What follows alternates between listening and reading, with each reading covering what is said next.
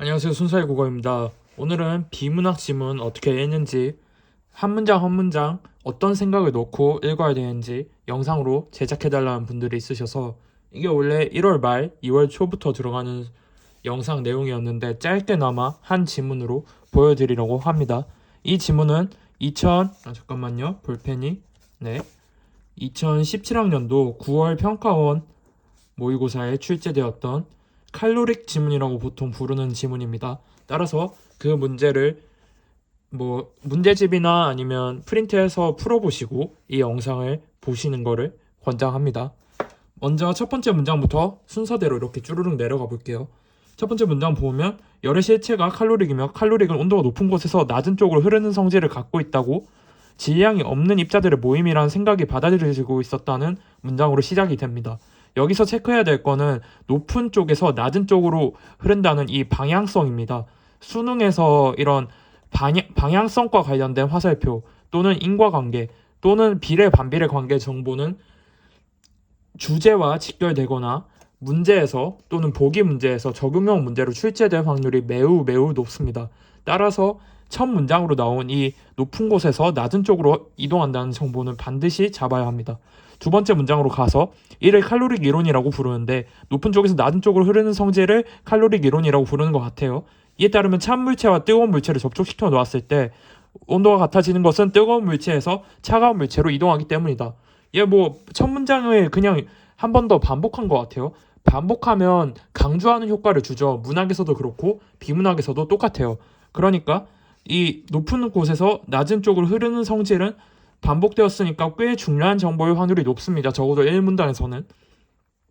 그 다음 문장으로 넘어가 보겠습니다. 이런 상황에서 과학자들의 큰 관심사 중에 하나는 증기기관과 같은 열기관의 열효율 문제였다. 여기서는 열의 이동 방향에 대한 정보를 두 번에 반복해서 줬는데 가장 중요한 정보, 큰 관심사라고 제시하는 문장은 열효율이에요. 열효율과 열이동이 이동 방향? 아이고 글씨가 더럽네요. 죄송합니다. 열 이동 방향에 대한 정보를 줬는데 이 둘 사이에 뭔가 연관성이 있을 거라고 저희가 짐작할 수 있죠. 1문단에서 제시한 정보가 그거 두 개뿐이니까. 따라서 이 열 이동 방향과 열 효율 간의 관계를 뒷문단을 읽어가면서 찾아가는 것이 앞으로 독해에서 찾아야 할 정보라고 볼 수 있겠습니다. 이 두 가지의 중점을 맞춰서 노리고 뒷문단을 읽어야 돼요.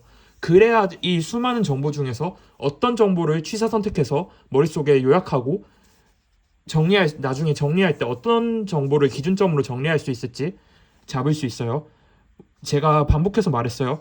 1문단에서 반복된 정보는 이동 방향에 대한 정보가 있고 이걸 바탕으로 열효율 문제를 논의하기 시작한다. 열효율 문제는 2문단부터 전개될 것 같다 라고 짐작하고 2문단을 읽어보겠습니다. 열기관은 높은 온도의 열원에서 열을 흡수하고 낮은 온도의 대기와 같은 열기관 외부의 열을 방출하며 일어나는 기관을 말하는데 열효율은 열기관이 흡수한 열의 양 대비 한 일의 양으로 정의된다. 이런 이런 식 있죠. 식은 무조건 정리해야 돼요. 일단 정리한 다음에 주제랑 어떻게 연결시킬지 머릿속으로 굴려봐야 돼요. 흡수한 열의 양 대비 한 일의 양이죠. 대비가 이렇게 수능에서 나올 때는 앞에 A 대비 B라고 했을 때 A가 분모로 가고 B가 분자로 가죠. 따라서 이렇게 정리할 수 있고 흡수한 열로 한 일의 양을 열효율로 따진다. 이거는 받아들이기 어렵지 않죠. 열효율의 그냥 정의를 나타낸 것 같아요. 열효율이랑 열의 이동 방향에 대한 얘기를 해야 되니까. 그 다음 19세기 초에 카르노는 열효율 문제를 칼로릭 이론에 기반에 두고 다루었다. 위에서 보면 칼로릭 이론이 뭐였어요? 높은 곳에서 낮은 곳으로 열이 이동한다는 이론이잖아요. 그것과 이 열효율 이론 간의 무슨 관계를 카르노가 주장하는 것 같습니다. 카르노는 물레방아와 같은 수력기관에서 물이 높은 곳에서 낮은 곳으로 흐르면서 일을 할 때 물의 양과 한 일의 양의 비가 높이 차이에만 좌우된다는 것에 주목하였다. 왜 주목했을까요? 높이 차이가 의미하는 게 무엇일까요? 이 문장만 보고는 알 수가 없습니다. 이 문장만 보고는 알 수 없으니까 이 높이 차가 의미하는 게 대체 뭘까 하고 뒷문장을 읽어야 돼요. 물이 높이 차에 의해 이동하는 것과 흡사하게 칼로릭도 고온에서 저온으로 이동하면서 일을 하게 되는데 열기관의 열효율 역시 온도에만 의존한다는 것이었다.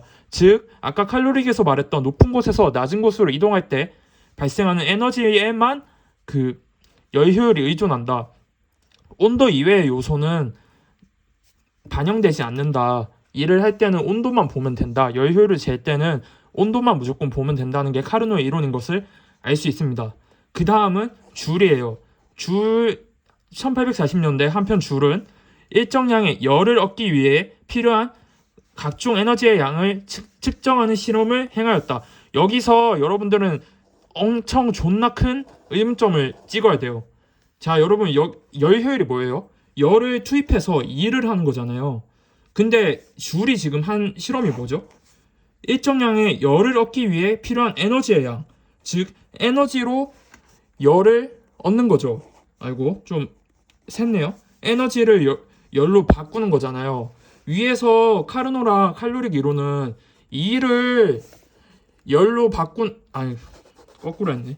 열을 일로 바꾸는 거잖아요. 열을 일로 바꾸는 게 여기에 메인 주제잖아요. 근데 줄은 지금 열을 얻기 위해 에너지를 측정한다 돼 있잖아요. 화살표가 반대잖아요. 이걸 보면서 이 새끼 대체 왜 이렇게 하지? 라는 생각을 해야 돼요. 이거를 못 잡으면 뒷문단 독해가 완전히 망가져요. 이거를 무조건 잡고 가야 돼요. 읽어볼게요. 계속. 열의 일당량 실험이었다 하면서 이 실험을 열기관의 대상으로 한 것이 아니라 당연하죠. 열 효율을 측정한 시험이 애초에 아니니까 화살표가 반대잖아요. 추를 낙하시켜 물속에 날개바퀴를 회전시키는 실험이었다. 열의 양은 칼로리로 표시하는데 그는 역학 에너지인 이 일이 열로 바뀌는 또 한 번 더 보여줬어요. 이렇게까지 했는데도 못 잡으면 뒷문장 독해 망가져도 우리는 줄 만큼 줬다. 많이 정보 준 거죠. 정밀한 실험을 통해 1칼로리의 열을 얻기 위해서 필요한 일의 양 계속 반대 방향인 거를 알려주고 있어요. 줄은 이렇게 일과 열은 형태만 다를 뿐 서로 전환이 가능한 물리량이므로 라는 얘기를 했어요. 아, 그래서 거꾸로 했구나. 등가성이 있고 형태만 다르니까 일을 열로 바꾸든 열을 일로 바꾸든 똑같을 수밖에 없다는 등가성. 이 등가성을 입증하려고 거꾸로 한 거구나. 라는 짐작을 할 수 있어요. 이게 실제로 뭐 논문이나 학설에서 맞는 정보든 아니든 그딴 게 우리한테 뭐가 중요해요. 우리한테 중요한 거는 시험장에서 읽을 때 당황하지 않고 많은 양의 정보가 쏟아져도 흐름을 그냥 유지하면서 읽는 거잖아요. 등가성을 갖는다. 아, 이 등가성이 있으니까 이걸 거꾸로 하든 아니면 원래대로 열을 일로 바꾸든 일을 열로 바꾸든 상관이 없다. 라는 거구나 하면서 읽으면서 일과 열이 상호 전환될 때 열과 일의 에너지를 합친 양은 일정하게 보존된다는 사실을 알아내었다. 아, 그렇지. 등가성이 있으니까 하면서 이후 열과 일뿐만 아니라 화학에너지, 전기에너지 등이 등가성을 가지며 상호 전환될 때 에너지 총량은 변하지 않는다는 에너지 보존 법칙이 입증되었다. 뭐 등가성, 에너지 보존 법칙, 상호 전환 뭐 다 같은 말이죠. 일당량 다 같은 말이고 그 다음 문단으로 가보겠습니다. 열과 일에 대한 이런 이해는 카르노의 이론에 대한 과학자들의 재검토로 이어졌다. 그러면 뭔가 차이점이 있다는 건데 이거를 읽을 때는 카르노는 열에서 일로 갈 때 온도 차이에만 의존한다는 거고 줄은 열과 일이 완전히 같은 에너지니까 상호 전환될 수 있고 등가성을 가진다는 건데 생각을 해보면 카르노는 열에서 일로만 가는 것 같고 줄은 아니다. 이거 두 개가 다 완전히 똑같이 갈 수 있다. 라고 주장한 거니까 이 화살표가 없는 거라서 차이점이 나는 건가? 라는 생각을 하고 4문단이죠. 4문단을 읽어봐야 됩니다. 특히 톰슨은 칼로릭 이론에 입각한 카르노 열기관에 대한 설명이 줄의 에너지 보존 법칙에 위배된다고 지적하였다. 여기서 의문점이 또 찍혀요. 뭐가 위배되는데? 대체 뭐가 위배되는데? 설마 이 역방향이 안 되니까 위배된다고 쓰는 거야? 라고 생각하면서 뒷문장 읽어야 돼요. 아직 여기까지만 읽었을 때는 이게 무슨 말인지 알 수가 없습니다. 카르노의 이론에 의하면 열기관 높은 온도에서 흡수한 열 전부를 낮은 온도로 방출하면서 일을 한다. 네, 이거는 아까 나왔던 말을 한 번 더 반복한 거니까 알 수 있죠. 그 다음 문장. 이것은 줄이 입증한 열의 일과 증가성과 열과 일의 증가성과 에너지 보존 법칙에 어긋나는 것이어서 여기서 찍혀요. 이게 왜 어긋나지? 이게 대체 왜 어긋나는 걸까? 열의 실체가 칼로릭이라는 생각은 더 이상 유지할 수 없게 되었다. 제가 형광펜 칠한 요 부분 있죠. 요 부분을 시험장에서 완벽하게 이해하면서 읽는 게 저는 불가능하다고 생각해요. 불가능합니다. 이거는 짐작할 수는 있어요. 이게 요 화살표가 성립이 안 하니까 줄이랑 뭔가 안 맞는 게 있나 보다라고 짐작은 가능한데 이걸로 확신할 수 있다고요? 이걸로 확신할 수는 없죠. 이걸로 확신은 안 되죠. 왜냐면 뒤에 문단 전개에서도 정보가 안 나오거든요. 이렇게 읽다가 도저히 이해할 수 없는 문장이 나왔을 때는 그냥 넘겨야 돼요. 그냥 넘겨야 돼요. 사후적으로 분석할 때는 어떻게든 알 수야 있거든요. 어떻게든 알 수 있겠지만 시험장에서는 그 분석을 지랄할 게 아니고 문제를 우리는 풀어야 되잖아요. 제가 지금 이렇게 말을 길게 하고 있지만 실제로 이렇게 손으로 안 쓰고 머릿속으로 저는 밑줄도 안 치고 생각만 하면서 읽는단 말이에요. 그러면 이 지문을 읽을 때 시점이 한 3분에서 4분? 아니에요. 여기까지 돌아왔는데 솔직히 3분이에요. 3분. 근데 그 시간 안에 이거를 다 이해해서 읽는다는 게 저는 불가능하다고 생각을 하고 다음 문장을 읽어볼게요. 하지만 여기서 하지만이 또 나와요. 그러니까 즉 요 앞에 문장을 뭔가 반박하거나 차이점을 드러내려고 쓰는 거겠죠. 열 효율에 관한 카르노의 이론은 클라우디스의 증명으로 유지될 수 있었다. 얘는 카르노 편이야. 이제 뭔지 읽어봐야 돼. 이 생각이 카르노를 까는 걸로 나왔는데 클라우디우스가 얘를 다시 깐 거야. 그게 뭔지 읽어봐야겠죠. 그는 카르노의 이론이 유지되지 않는다면 열은 저온에서 고온으로 흐르는 현상이 생길 수도 있을 거란 가정에서 출발하여 카르노의 이론은 고온에서 저온으로 이동하니까요. 열기관의 열 효율은 열기관이 고온에서 열을 흡수하고 저온에 방출할 때 두 작동 온도에만 관계된다는 카르노의 이론을 증명하였다. 아까 그 도르래 물레방아 그 살을 들면서 높이 차이만 의존한다. 온도 차이만 의존한다. 요거는 증명을 했어요. 근데 여전히 여기서 뭐가 증가성이랑 그 에너지 보존 법칙에 어긋나는 것인지는 알 수가 없어요. 아마 요 생각이 안 맞거나 역방향이 안 되는 것 중에 한 개인데 그 두 개 중에 어떤 게 어긋나는 생각인지는 읽으면서 확정 지을 수 없으니까 바로 마지막 문단으로 일단 가야 합니다. 클라우디우스는 자연계에서는 열이 고온에서 저온으로만 흐르고 그와 반대되는 현상이 일어나지 않는다는 것과 같이 경험적으로 알 수 있는 방향성이 있다는 점에 주목하였다. 자, 아까 제가 첫 문단에서 이 글을 읽으면서 계속 생각해야 되는 게 뭐라 했죠? 열의 이동 방향. 이게 1문단에서 2번 반복되면서 나왔고 그 다음이 열 효율이에요. 카르노 같은 경우는 이게 높은 곳에서 낮은 곳으로 간다고 했고 그 줄 같은 경우는 이게 어떤 높은 곳에서 낮은 곳으로 가는 건지 방향에 대한 설명은 안 했는데 실험을 반대로 했어요. 이를 열로 바꿨죠. 카르노는 열을 일로 바꿨는데 계속 읽어볼게요. 어떤 차이가 있는지. 또한 일이 열로 전환될 때와는 달리 여기서 모든 의문이 해결돼요. 왜냐면 열 효율은 열을 일로 바꾸는 건데 줄은 2를 열로 바꿨잖아요. 근데 여기서 2를 열로 전환될 때와는 달리라고 했잖아요. 즉 여기서 줄의 실험에 대한 결함을 까는 거예요. 열기관에서 열 전부를 일로 전환할 수 없는 이 등가성이 잘못됐다. 등가성이 실제로는 유지되지 않는다. 네가 실험을 거꾸로 했으니까 그런 결함이 발생한 거 아니냐라고 클라우디우스가 까는 겁니다. 그러면서 나오는 거죠. 즉 열 효율이 100%가 될 수 없다는 상호 전환 방향에 대한 비대칭성이 있다는 사실에 주목하였다. 즉 클라우디우스가 제가 올릴게요. 클라우디우스가 말하는 거는 열이 1이 있고 1이 열로 갈 때가 있는데 열 전부를 100%로 할 수는 없다. 근데 줄이 부분적으로 맞으려면 이거는 된다는 거예요. 2를 열로는 100%로 바꿀 수 있는데 열을 일로는 100%로 바꿀 수 없다. 즉 카르노랑 줄을 어느 정도 상호 보완해서 만든 이론이죠. 그러면서 카르노의 본질적인 칼로릭 이론은 약간 실드를 쳐주면서 마지막 문단이 이렇게 끝납니다. 이러한 방향성과 비대칭성에 관한 논의는 이를 설명할 수 있는 새로운 물리량인 엔트로피의 개념을 낳았다 하면서 지문이 끝나요. 이런 식으로 분석을 하는 거예요. 이 문장이 대체 왜 나왔지?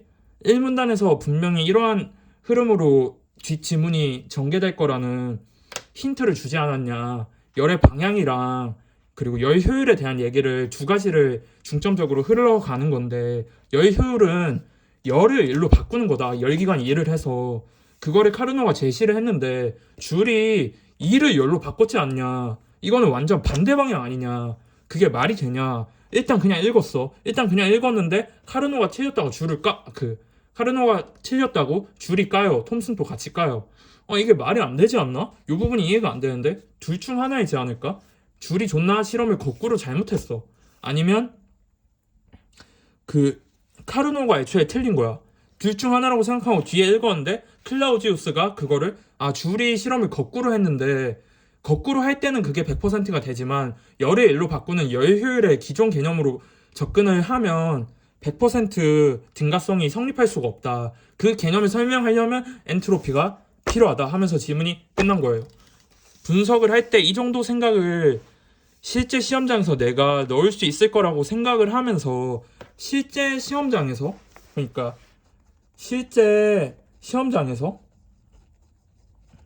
생각을 어떻게 매 문장마다 할지, 그거를 제가 손으로 써보라고 여러분들한테 말씀을 드리는 겁니다. 당연히 힘들어요. 손으로 이거 일일이 다 쓰려면 문장 개수만큼 결국 생각을 써야 되잖아요. 쓰지 않더라도 생각은 해야겠죠. 이 문장이 왜 나왔고 뒷문장이랑 왜 연결되고 여기서는 이걸 왜 어떻게 까는 건지 대립항을 잡고, 그런 연습을 하려면 당연히 힘들어요. 힘든데 인강에서 가르치는 구조독해, 거시독해, 이것만으로는 문제를 다 이해하거나 정보를 받아들이고 풀 수가 없고, 또 요렇게 이해할 수 없는 하이라이트 친 문장 있죠. 요 부분. 이런 부분이 나왔을 때 당혹스럽지 않으려면 실제 시험장에서 엄청 긴장되는 80분의 시간 동안 압박을 받으면서도 태연하게 이해가 되지 않는 정보가 나와도 이거는 어쩔 수 없다 하면서, 그래도 내가 큰 흐름을 알고 있으니까 뒷 문장을 처리하고 문제를 푸는 데는 지장이 없을 거야 라는 확신을 가지려면 이런 식으로 딱 100일에서 200일은 해봐야 돼요. 왜냐면 이런 공부를 여러분들이 살면서 한 번도 한 적이 없잖아요. 내신 공부만 매번 외우는 것만 주구장창 했으니까 이런 생각을 넣어가면서 공부하는 거에 굉장히 취약하단 말이에요. 물론 요즘 수능 경향 자체가 이렇게 이해할 수 없는 문장을 잘 안 던지고 정보량이 와다닥 쏟아지면서 그 정보량으로 애들을 죽인단 말이에요. 이렇게 이해할 수 없는 문장보다는. 근데 이것도 할 줄 알아야 돼요. 언제 수능 국어가 난이도가 더 올라갈지도 모르는데, 특히나 지금 난이도 오답률이 보통 높은 문법 영역이 선택형으로 바뀌어서 비문학이랑 문학에서 난이도 조정을 할 수밖에 없어요. 왜냐면 의대 애들을 걸려야 되니까. 근데 여러분들도 의대 애들이랑 국어 비문학 영역은 같은 시험을 치잖아요. 그러면 1등급을 받으려면 걔네처럼 이렇게 해야 돼요. 일일이 왜 이 문장이 나왔고 이 문장은 뒷 문장이랑 어떻게 연결이 되는지, 그거를 고민을 하셨으면 좋겠습니다. 요거를 제가 1월 말, 빠르면 1월 중순에서 1월 말부터 문학 강의가 끝나고 나면 시작을 할 거고, 거의 10개년에서 5개년 안에 있는 주요 기출 문제랑 또 리트 문제 제가 선별해서 교육적 문제, 리트, 그리고 수능, 기출 선별해서 수업할 테니까 조금만 기다려주세요. 그때는 이렇게 더럽게 안 하고 좀 깔끔하게 해보겠습니다. 아이패드 같은 거 가져와서. 영상 봐주셔서 감사하고 도움이 되셨으면 구독과 좋아요도 부탁드립니다. 감사합니다.